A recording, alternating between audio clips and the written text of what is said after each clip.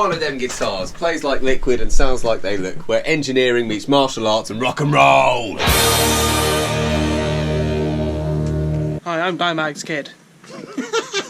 Hey guys, so in the studio today I have Wunnadem Guitars. We're here to metal!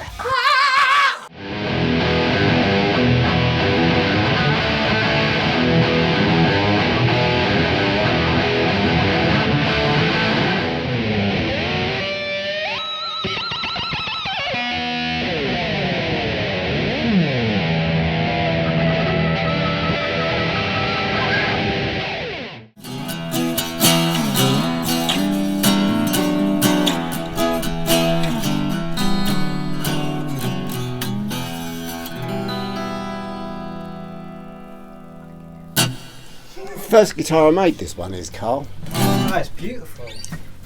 I love the walnuts. Thank you very much. They were gathered locally. I had to wrestle squirrels and rodents for those. Hey! One on the front there is a volume switch, and the one on the back, hear those clicks? That's bypassed, treble boost, distortion, more distortion, even more distortion. Plugs into the electric.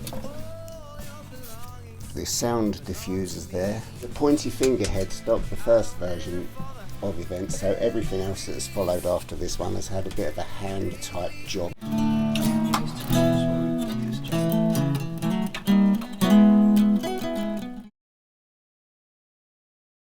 We've ended up making things like this on account of I have a history in classic car restorations, and it seemed like a crossover industry really.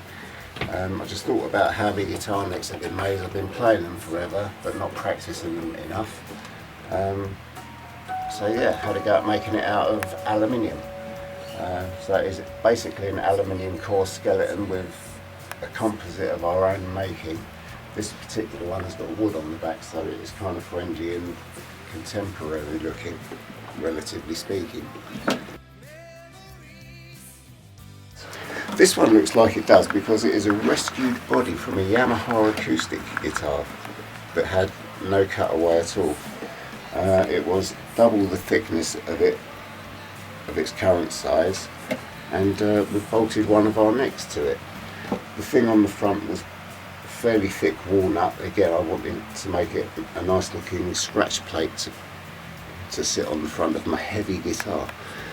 Heavy guitars save lives, prevent the onset of early bingo wings, and prevent people running off with them fast. I could catch them quite easily.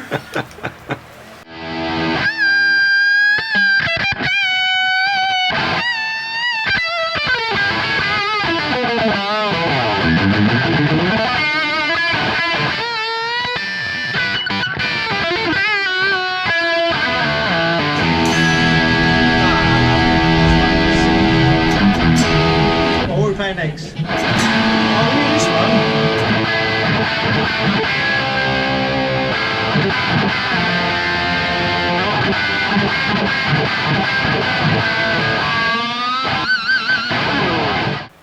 This used to be an IKEA acoustic guitar bought for £17. We've since stripped it down, broken it apart and reduced it to the outer shell. The important bit is the fact that a Wunnadem Guitars, not one that we've bolted one of our necks to your guitar, but a bespoke Wannadem, is effectively just a box section with a body clad around it. So you can have one guitar and a different body for every day of the week. Illustrated more clearly here, where you see completely, if you turn it on its back, there you are, it's all one box section and everything is bolt ontoable on it around it. So the body does nothing structural. It is all, you could just play a little box if you wanted, if you didn't even want a body on it. Brass on the front does look rather fabulous as well. So the finish on this body started off as stainless steel. We then took the oxyacetylene torch to it and burnt it to give it that burnt steely effect, and afterwards we lacquered it to retain that effect. So what exactly goes into this semi-organic polybimetallic that we call Feckyzol? That's P-H-E-C-Y-E-R-Z-O-L. Vecchizol.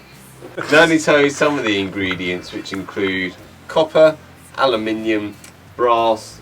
We live in the country and we have access to this kind of material.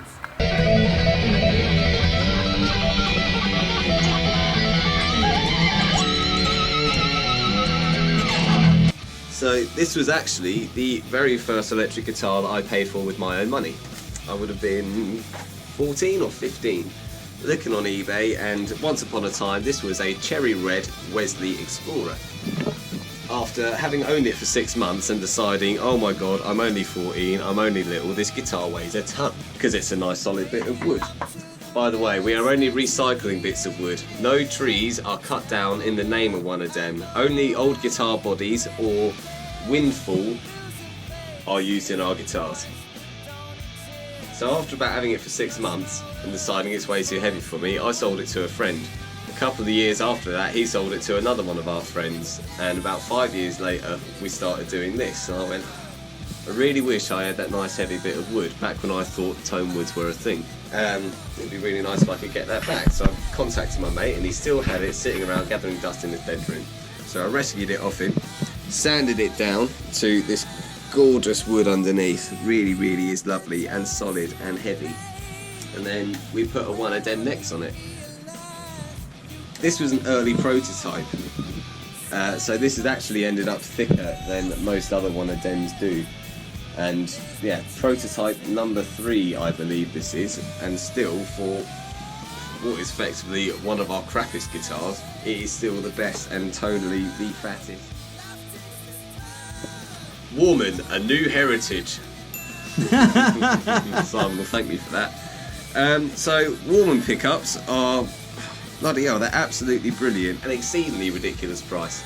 Where you might buy someone else's pickups, like some DiMarzios or whatever, and they come in a lovely plastic box and they've got all your stuff and it's got DiMarzio written on it, and they'll cost you loads of money. The most expensive set of pickups they do is 25 quid, and my god do they sound. 25 quid! 25 quid. They sound fat.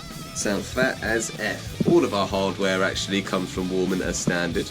Our logic behind that is it's reasonable hardware, it's at a very good price, and if anyone is spending the at least 2.5 grand it takes to make a Wannadem, you're probably going to know what hardware you want and probably already have it and stick it on yourself. So what's the point in us spending loads of money on something you're probably just going to change and chuck away anyway? So yeah, Warman pickups, Warman bridges, Warman locking tuners.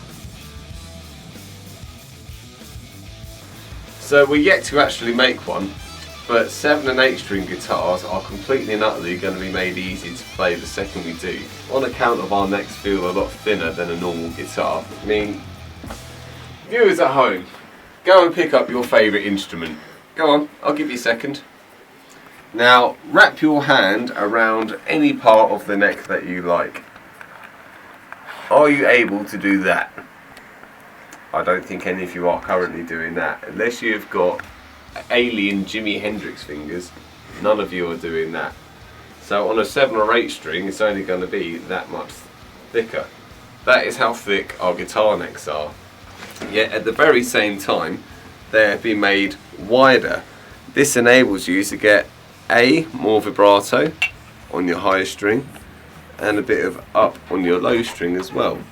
And for people such as Rob Long, our father here, who comparatively to oneself has got rather large sausage fingers. No shame in that, people are who they are and everyone is beautiful. So where I would do my A major chord like that with 3 fingers, he would be doing it with 2 fingers. On some chords, depending on what the guitar is, previously Dad has struggled with his larger fingers to let all of the notes ring out. So we have engineered these to have an ever so slightly wider string spacing than usual and an extra wide fret, but because it's so scalloped in at the sides, it still feels thinner than everything else that you ever would have touched before. The mic hears all. Hi!